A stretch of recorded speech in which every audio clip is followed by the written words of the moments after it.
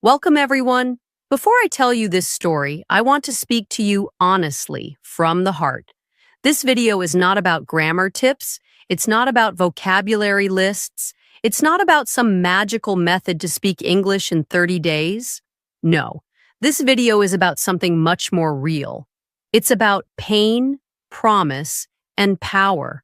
Because if you're someone who's ever felt too scared to speak English, if you've ever felt small in a room full of confident people, if you've ever stayed silent not because you had nothing to say but because you didn't know how to say it in English, then this video is your story too.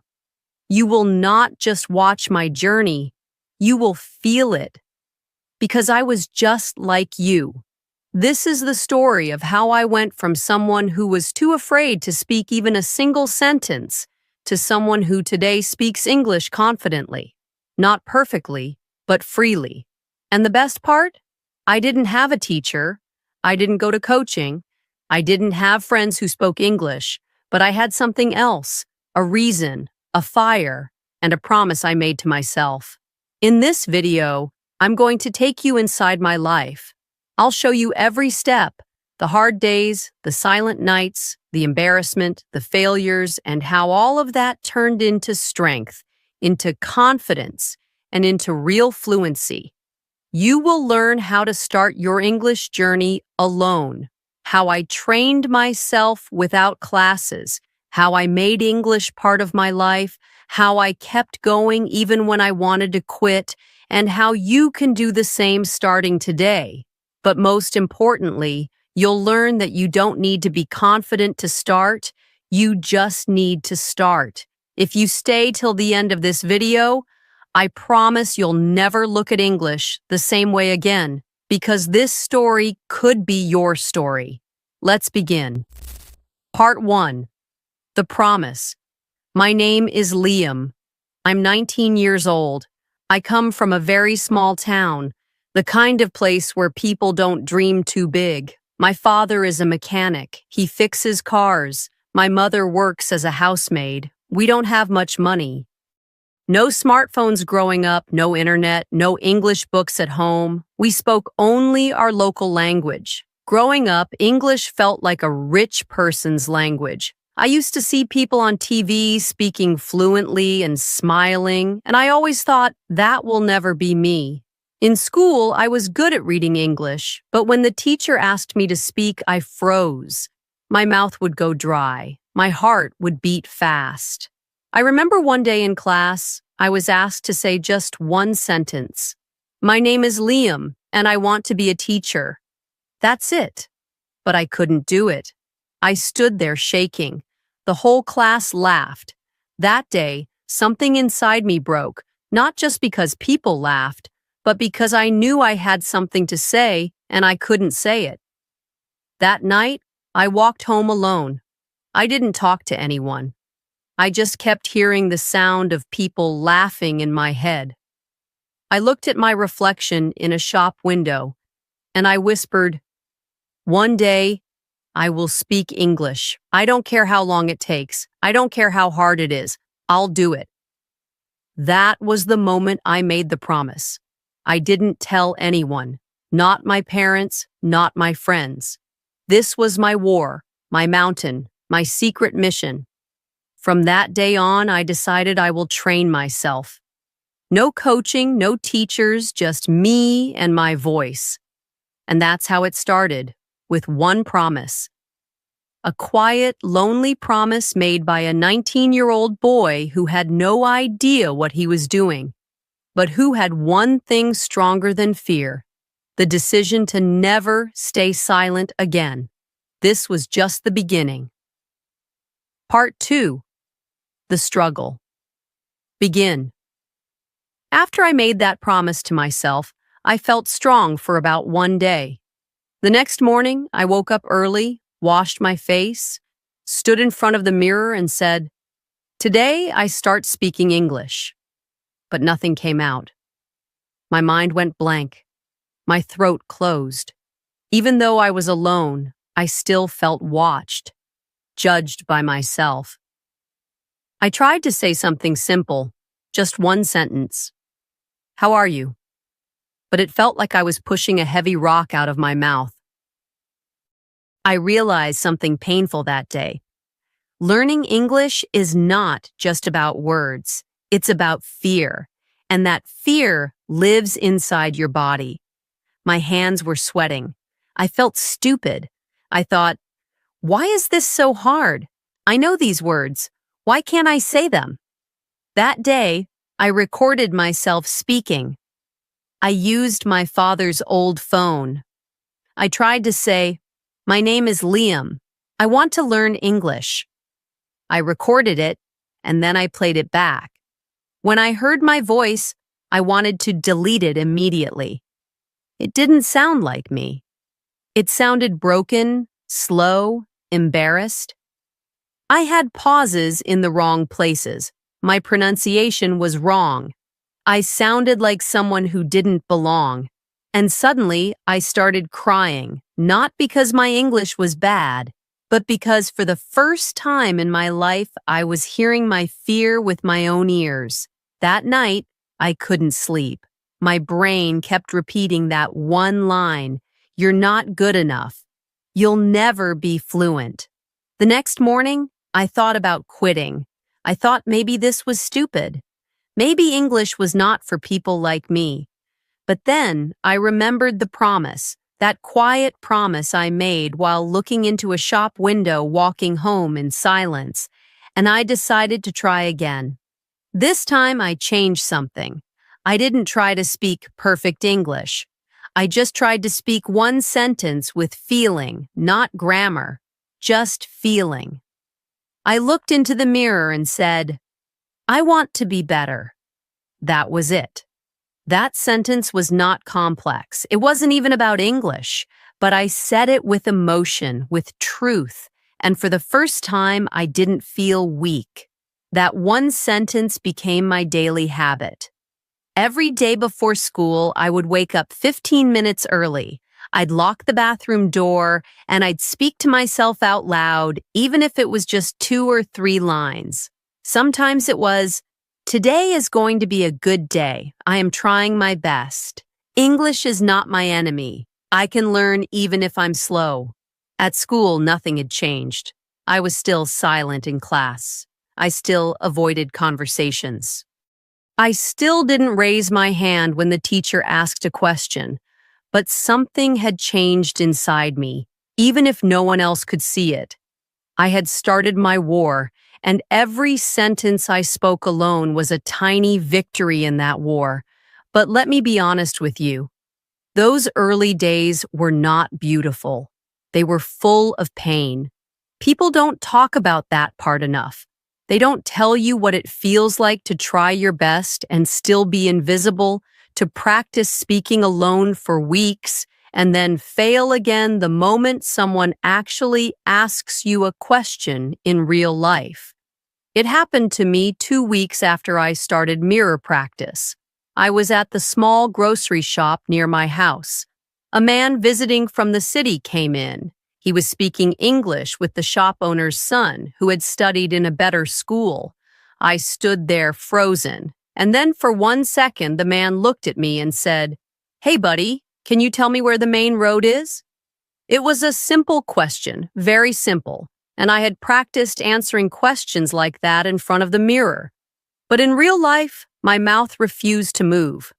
I looked at him, and after 2 long, silent seconds, I just shook my head and said nothing.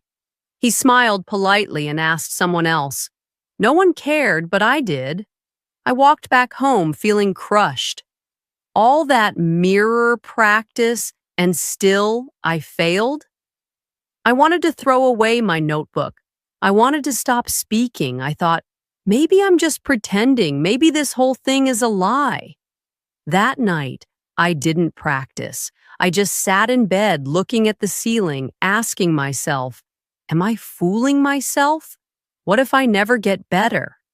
But the next morning, I stood in front of the mirror again, not because I felt strong, but because I had promised myself I would not stop, even if it hurt, even if no one believed in me, even if I had to fail 100 times. because deep down, I knew this was the only way. And so I began again, this time slower, more honest, more real. That's when I learned something important, something I want you to remember. Fluency is not about speaking fast. Fluency is about being brave every day, even when your voice shakes, even when you fail, even when no one claps. That truth became the fuel for my next step, and what happened after that changed everything. That morning, when I looked into the mirror again, something was different. No, I didn't suddenly speak better. No, my pronunciation didn't magically improve overnight. And no, I wasn't full of confidence, but I had made a decision in my heart, something unbreakable. I told myself, from now on, I will speak English every single day, even if it's just 5 minutes, even if it's broken, even if no one listens, because I am not doing this for anyone else. I am doing this for me. That was the beginning of my English ritual, a quiet war I fought inside a small room, but one that changed my life forever. Every evening after dinner, I would go into my room. No noise, no internet, no books, just me and a small mirror on the wall. And I would begin talking. I didn't follow any big English program. I didn't watch expensive tutorials. I just spoke. Some days I started with a simple line. Hi, Liam, how was your day? And I'd answer myself, my day was okay. I went to school. I was tired, but I'm proud because I am still trying.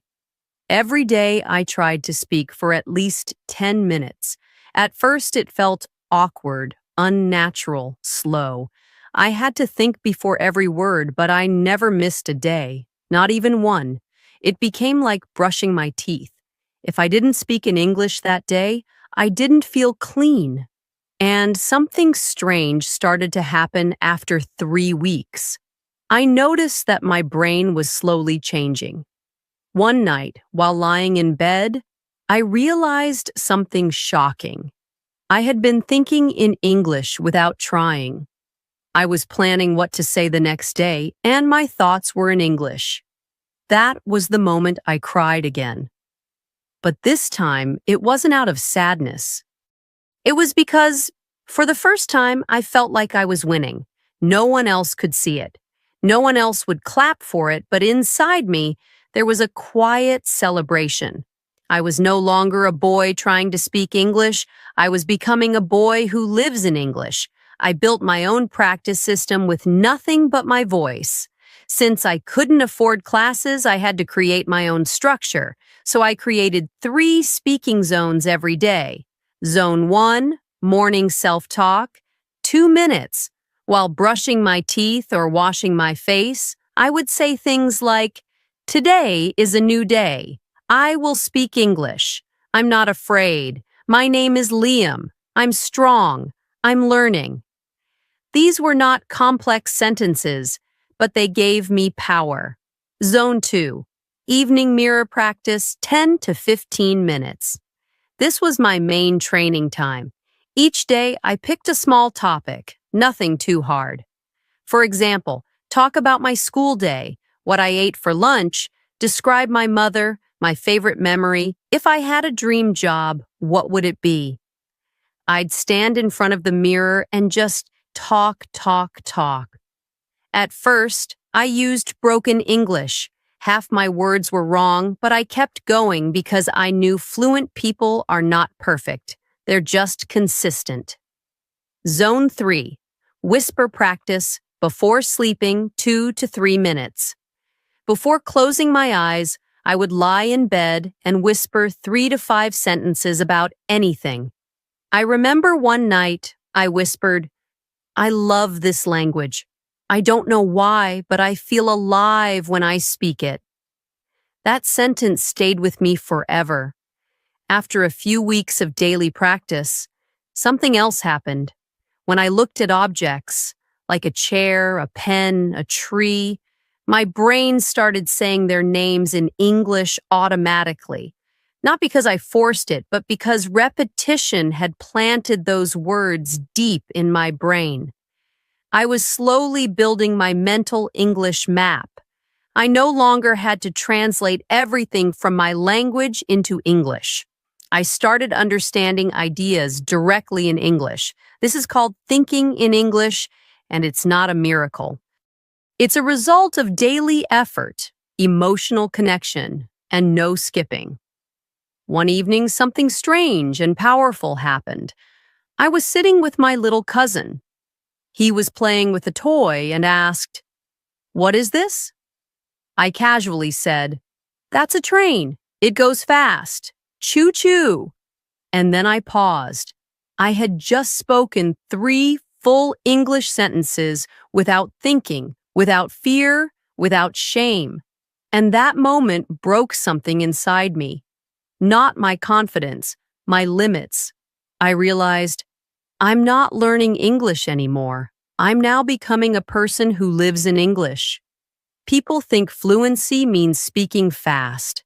No, fluency means feeling free. I was still making mistakes. I still had an accent. I still didn't know many big words, but I didn't care because English was no longer a subject. It was my language of growth, my private world, my way of changing my life word by word, sentence by sentence. And the best part?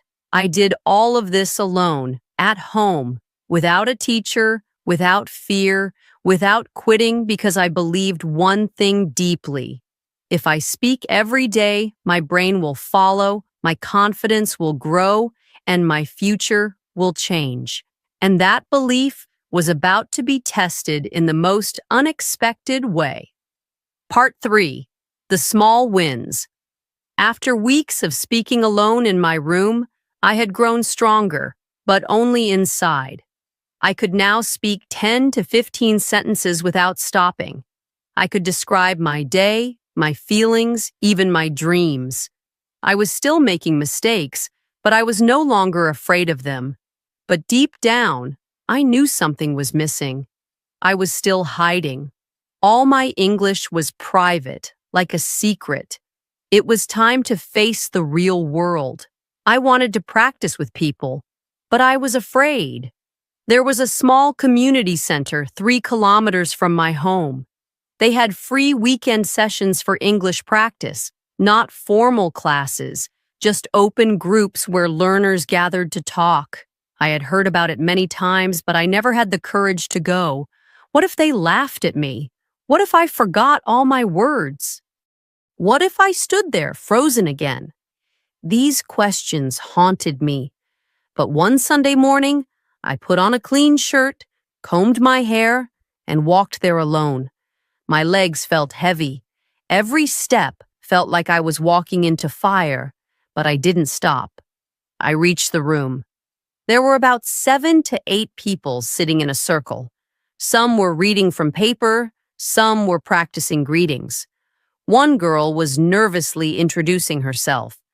The coordinator smiled at me and said, "New face, you want to join?" I nodded. My mouth was too dry to speak. I sat quietly in the corner and listened. Everyone was nervous. Everyone was making mistakes, but no one was laughing. That gave me hope. After 20 minutes, the coordinator looked at me and said, "Would you like to introduce yourself?" That moment, it felt like the earth had stopped moving. My heart started beating fast. My throat became tight. My palms were wet. I could feel everyone's eyes on me. But I remembered my mirror. I remembered my room. I remembered the promise. So I stood up, took a slow breath, and said, "Hello, my name is Liam. I am 19 years old. I love English. I want to speak better. I am learning alone." Then silence. For 3 seconds, no one said anything, and then they clapped. They clapped. Not because it was perfect, not because it was advanced, but because it was real. That applause didn't last more than 5 seconds, but inside me, it felt like fireworks. That was my first public win. I had spoken English in front of people, and I survived. That moment became the turning point in my confidence. It wasn't about fluency. It wasn't about grammar. It was about courage. For the next 30 minutes, I didn't speak again. I just listened, but my mind had changed forever. Now I knew I can do this. Even with fear, even with broken sentences, I can speak. I started going every Sunday, and every week I grew. In the beginning, I still said very little, sometimes just 2 or 3 lines. But every week, I challenged myself to say one more sentence than last time. One week, I described my favorite food. Another week, I talked about my parents. Once, I shared how I was practicing alone with a mirror, and a few people smiled and said, "That's brave. I should try that too." That was the first time I felt like a helper, not just a learner. It changed my identity. One day, I went to a grocery shop again, the same one where I had failed to answer a simple question months earlier. This time, I saw a foreign tourist asking for water. No one understood him. I walked up slowly and said, "You want a bottle of water?" He said, "Yes, please, thank you." I showed the bottle, took the money, and gave the change. He smiled and said, "Your English is good." I didn't say much, just smiled back. But inside me, I was flying. Every sentence I spoke outside my room felt like climbing a mountain. And these victories weren't loud. No one shared them online. No one recorded them. No one posted them with hashtags. But they were real. Every sentence was a step away from fear. Every word was a brick in the house I was building, the house called confidence. One night I sat alone and wrote this in my diary. Today I spoke to a stranger. He understood me. That means I am not invisible anymore. I closed the book and cried, not from sadness, from belief, because for the first time I felt that maybe, just maybe, I was becoming the person I always dreamed of.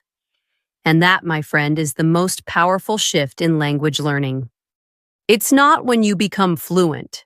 It's when you stop being ashamed of not being fluent yet.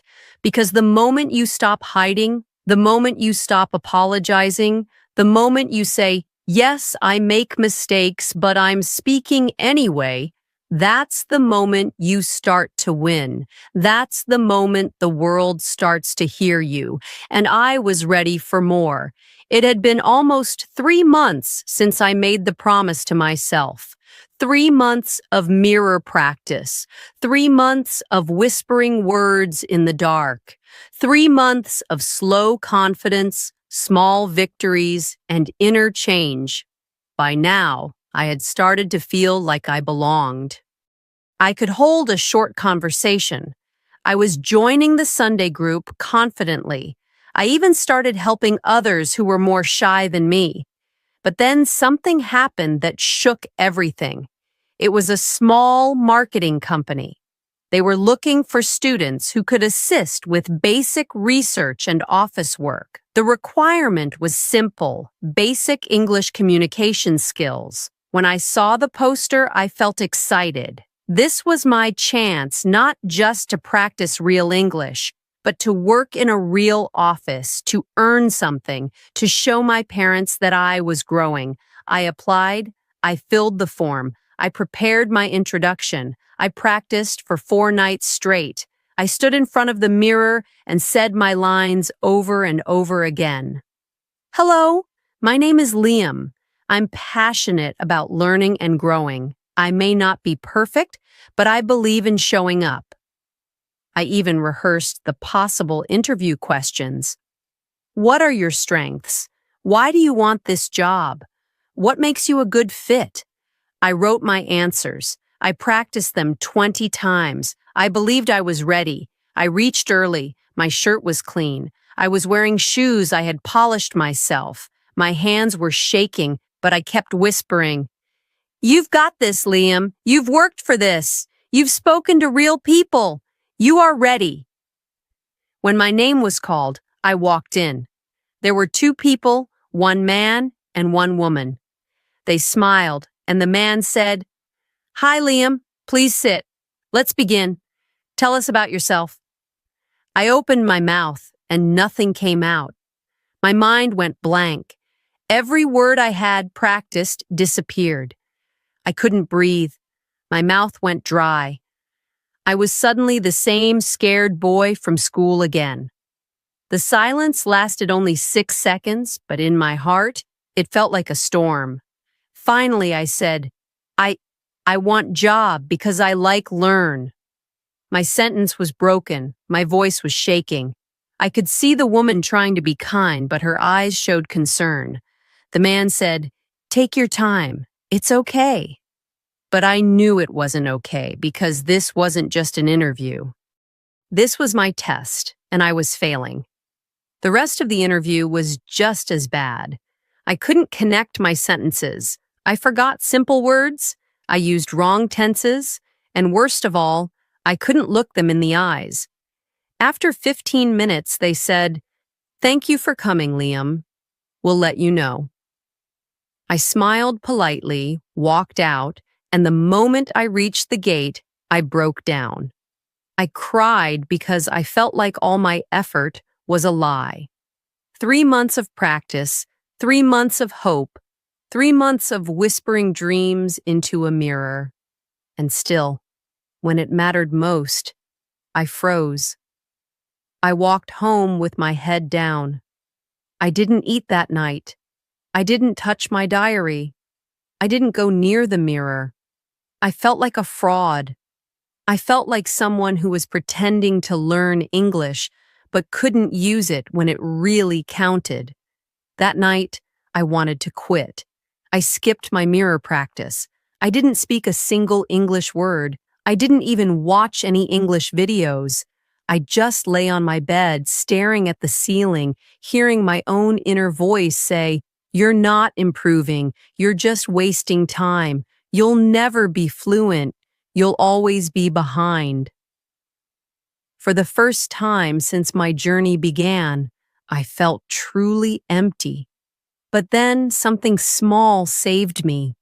It wasn't a video, it wasn't a book, it wasn't a friend. It was a note I had written to myself on the very first day I began this journey. I had taped it on the side of my desk. I had forgotten about it. It said, "No matter how slow you go, as long as you don't stop, you're still winning." I read that line 10 times, and then something inside me whispered, "Liam, this is not the end. This is just a test." I wasn't afraid of English. I was afraid of being judged. In front of the mirror, I felt safe. With friends, I felt comfortable. But when I entered a professional room, my fear returned because I still believed that making a mistake meant I didn't belong. That belief was the real enemy, not English. So I decided something big.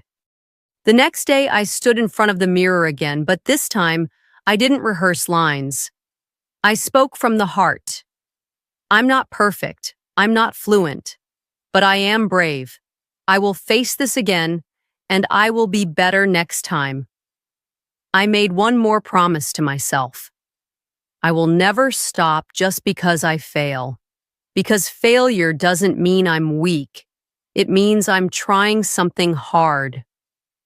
The moment I walked in, I told the group about the interview. I told them how I froze, how I forgot my words, how I almost quit. And then I said, "But I'm still here. I still want to speak, and I will not stop."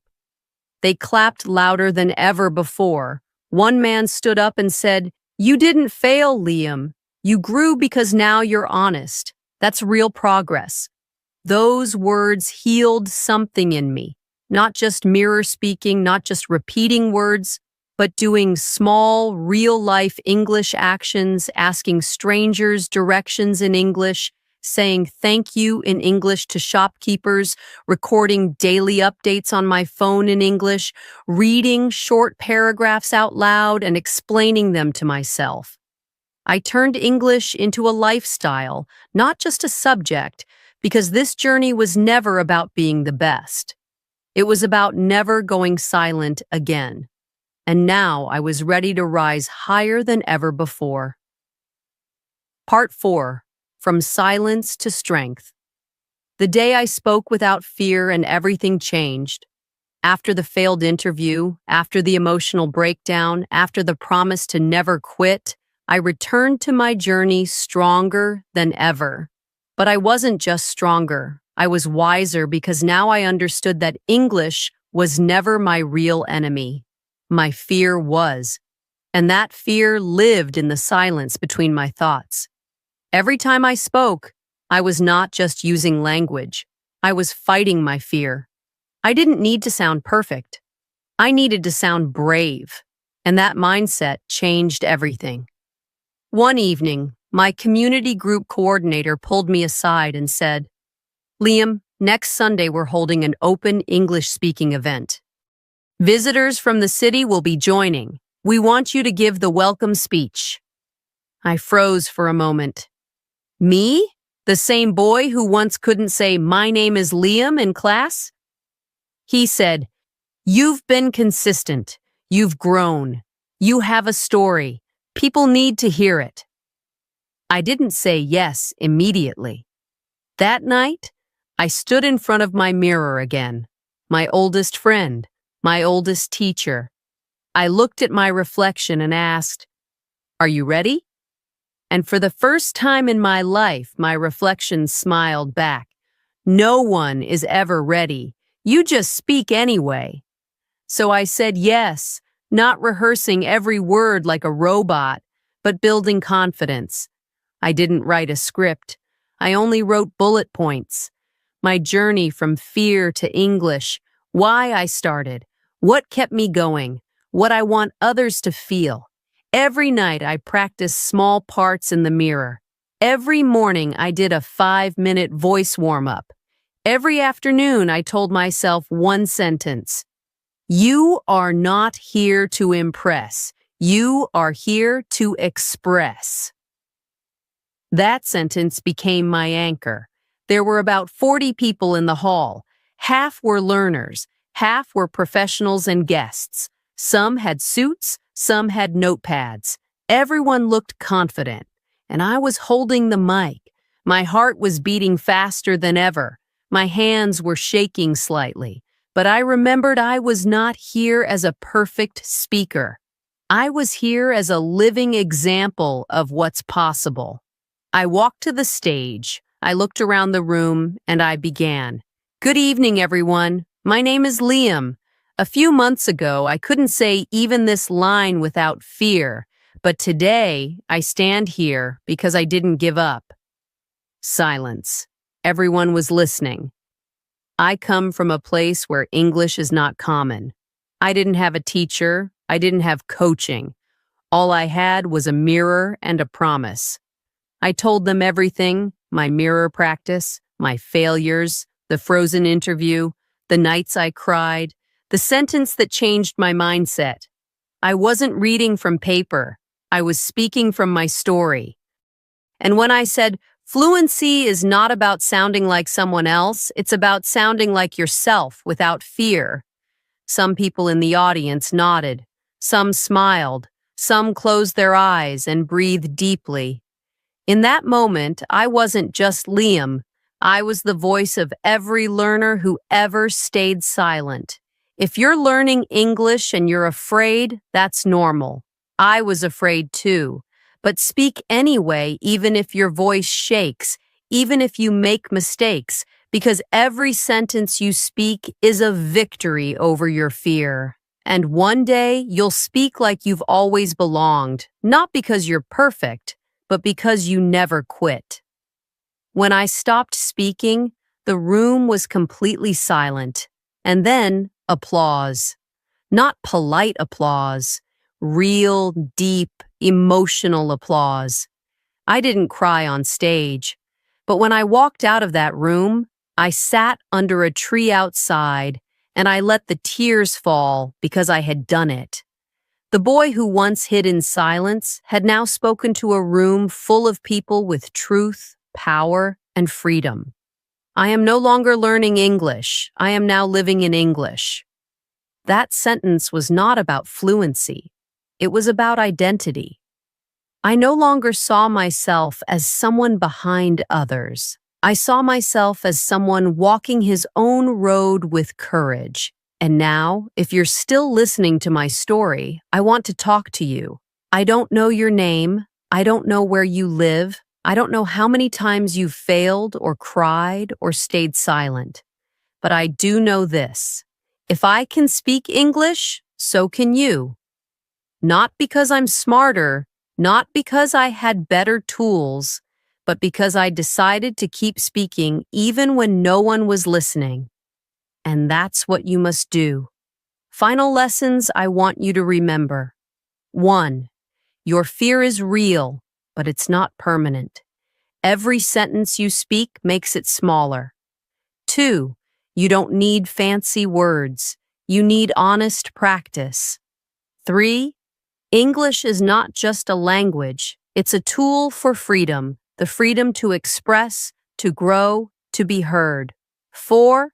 You will fail, you will freeze, you will forget. But none of that means you're not learning. It means you're human. 5. Speak every day, even for 5 minutes, even to yourself, even if no one understands you yet. Because one day, and that day will come, you'll speak to someone and they'll understand you, not just your words, but your journey. And in that moment, you'll know it was all worth it. And before you go, if you felt something in this story, if you saw a part of yourself in my journey, then this is not the end. This is your beginning. Don't let this just be a story you watched. Let this be a spark to start your own. And if you want more stories like this, if you want to grow with me, learn with me, and walk this path together, then subscribe to this channel. Because here, we don't just teach English. We believe in you, even when you don't, and we'll remind you every day, you don't need to be perfect. You just need to begin. Thank you for listening. This was my story, and now it's your turn. Speak.